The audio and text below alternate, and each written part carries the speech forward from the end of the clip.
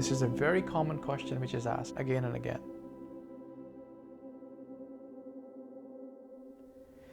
Why you want to join the US Army? Why don't you want to follow everything US Army puts forth in front of you?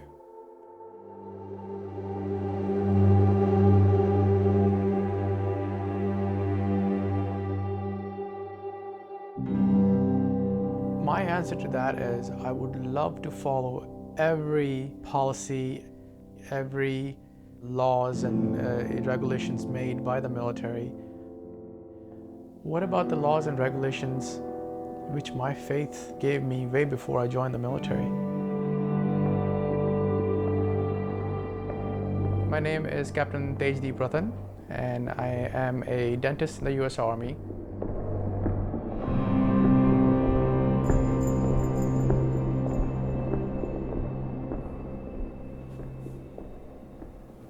Usually doesn't take very long to do my turban. So this is when I take my time, so it comes out nice.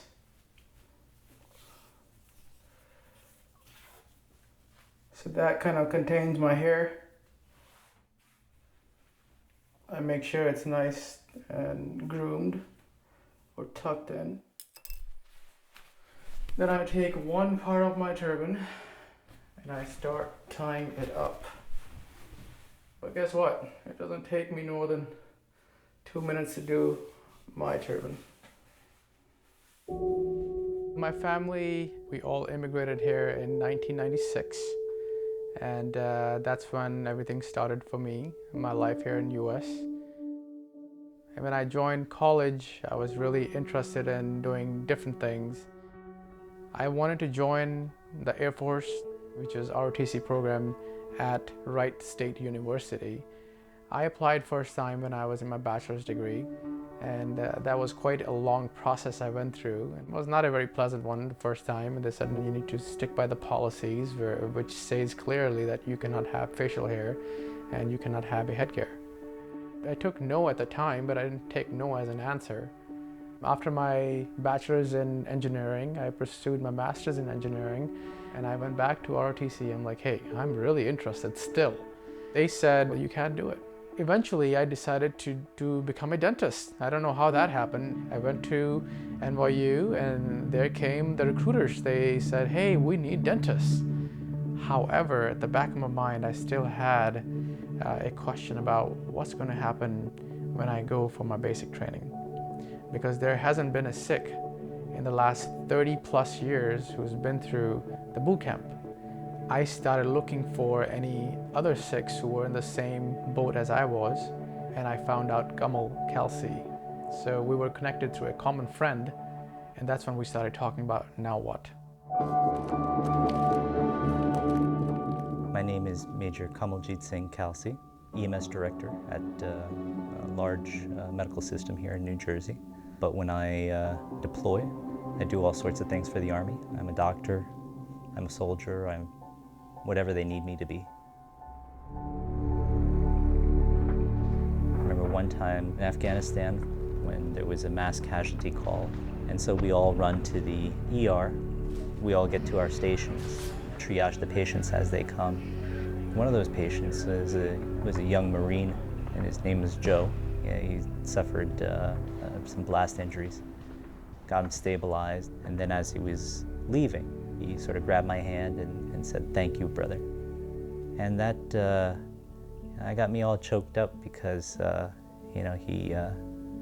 this is proof of concept, right? Like my Marine brother here doesn't care that I have a turban or a beard. He just wants to know that I'll do a damn good job fixing him up, which we did. I'd say I first met Captain Rattan in maybe 2004 or 2005. He's very passionate about service. And I remember while going through the accommodation process, he would get frustrated. At times he'd just get very, very angry. The process of the accommodation was lengthy and arduous. It took us the better part of a year and a half of paperwork, moving up the chain of command. I mean, it was an amicable process. My superiors said that, look, we'll put in a letter of support. You just have to keep moving up the chain of command. I received a call one day from an individual at one of our training centers who said, hey, we're looking to see if there's a way we could provide an exception to policy to allow Sikhs to join the military. Not knowing a whole lot about Sikhs at the time, I said, this is nuts. I said, are you crazy? You know, we don't do this for any other religious belief. This is not going to fly. I went down to Fort Jackson and I met this young man, Captain Kalsi, who was just entering the force, as I recall at the time. And I not only met him, but sat down, had lunch with him, and just talked about his religious beliefs, but more importantly, talked about what he wanted to contribute to the United States. And after meeting with him, and the impression he left was such that I said, wow, this may be one of those exceptions to policies that we need to make. Captain Rattan was the first one to go to boot camp. I was the first guy to get the accommodation. Corporal Lamba was the first enlisted guy. My name is Simranpreet Lamba, and I'm a corporal in the United States Army right now. MAVNI program was the program which was introduced to hire or recruit certain legal immigrants from different parts of the world.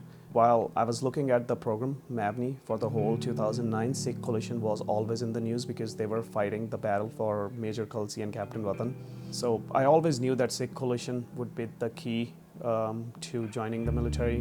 They really looked at my case and said that this could be really crucial and this could be really, helpful for the whole community if we help you, in your fight. The Sikh Coalition has spearheaded this movement, and then one of the nation's largest law firms, McDermott, Will & Emery, decided to help us out as well. I mean, it was 15,000 petitioners, nearly $1 million worth of lobbying efforts in DC. It took congressional letter from 50 congressmen to Secretary of Defense Gates.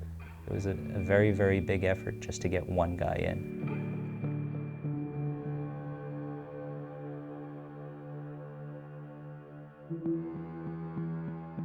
Historically, Sikhs have been able to serve in the U.S. military with their articles of faith, with their turbans and beards, without any issues. In fact, we've had Sikhs serve in world wars and other global conflicts.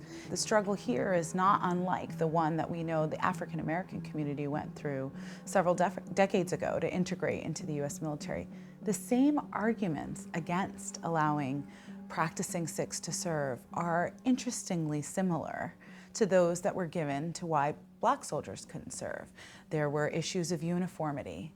There were issues of esprit de corps or camaraderie. And we were able to overcome those because it was the right thing to do. The Beckett Fund and its relationship with the Sikh Coalition goes back to our founding years, over 20 years ago. And we've been consistently engaging with the Sikh community, with the Sikh Coalition ever since. Speaking on Capitol Hill, providing a briefing, to help educate service members, to help educate particularly congressional staff about the intersection between federal law and federal constitutional rights and the desire for Sikh Americans to be a part of the military. The letter that I spearheaded in support of the Sikh community is a letter calling upon the military, our U.S. military, to allow Sikh Americans who want to serve their country in our military, be it the Navy, the Air Force, the Army, the Marines, etc., be given the opportunity to do that and not at the same time have to give up their religious freedom or their religious garb. And I believe it's time that we let all Sikhs serve in our United States Armed Services. Please give them a great round of applause for a service to our great nation. Thank you, Major. When I see a people who want to be fully integrated into the American system, who want to serve their country, who want to serve in the military, and are denied that ability because they cannot give up their religious garb to do it. That's the line that has to be crossed. And it's been demonstrated that it can be done successfully. I rise today as a proud co-sponsor of House Resolution 785, condemning the hate crimes, bullying, and brutal violence perpetrated against Sikh Americans and all. The Sikh Congressional Caucus has taken the advice of the Sikh Coalition very seriously with regard to our advocacy on Sikhs in the military. And so we have signed on to letters of advocacy urging the Department of Defense to accommodate the Sikh religion. We like to point out that other countries have been able to accommodate Sikhs in the military, such as Canada, of course India, and Great Britain, and Sikhs have been able to perform well without any problems. January 22nd, 2014, the Department of Defense released new guidelines regarding religious accommodations in the military. For the first time since the 1980s, the guidelines actually specifically allow for accommodations for religious grooming and appearance practices, including hair, which is a great step forward, but the concern remains for our community is a couple of different things. Number one, the accommodation requests have to still go up to the secretary of that military's branch. Number two, while the accommodation request is pending, the soldier or the interested recruit is required to abide by military policies. So this is a catch-22, that's how we describe it. I mean, you can't violate your religious practice while you're waiting for a religious accommodation. You know, there's some resistance from a safety perspective to having Sikh men serve with beards. There's a concern that a seal cannot be made. People are thinking that having a beard, will prevent me, from sealing the gas mask. So they were worried about my well-being, and I totally understand that. I love hearing the story of Captain Rattan because he was so determined during basic training when that particular test came about that he wasn't not only going to pass the test, but he was going to be the last soldier to leave the gas chamber.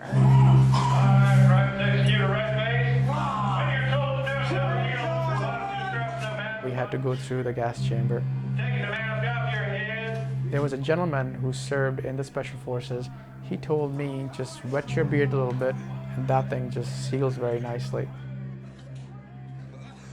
So I quietly went in there, put my gas mask on. I stayed inside in the gas chamber for as much time they wanted me to stay. And then the drill sergeant asked me to come. He said, take your mask off. I did.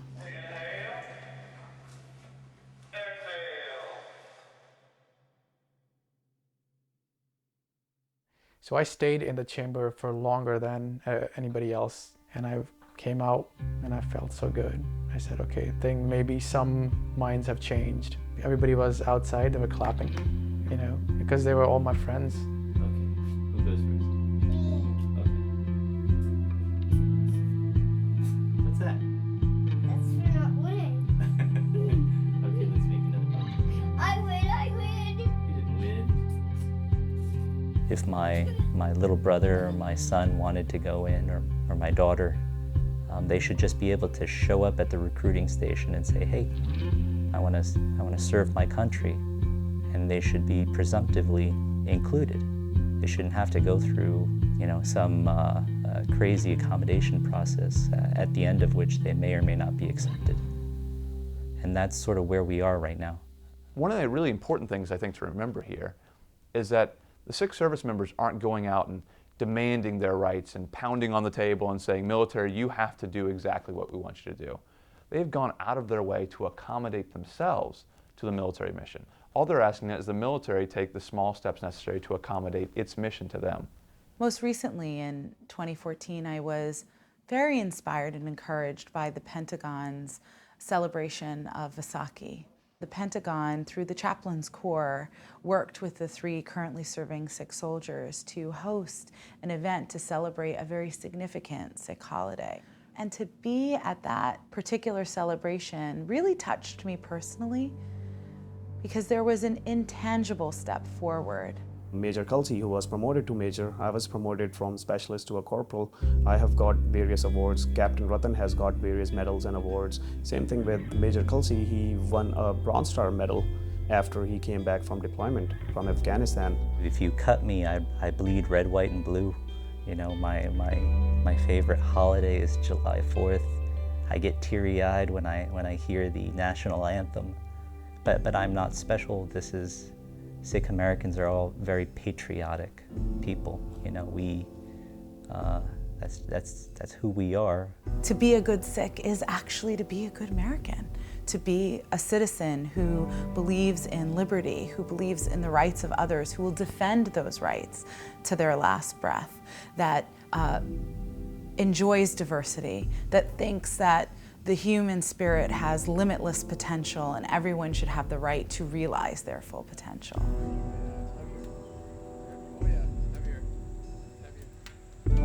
I'm a living example of somebody who's living the American dream. I aspired something in the past and I'm living that life. I want to thank the policymakers who have given me that permission. However, on the same token, I would also request them, I would plead them to make some of these policies permanent for any of the younger generation Sikhs. I made some more friends, I met some friends. One of my soldiers, Pew, a nice guy, he was a medic.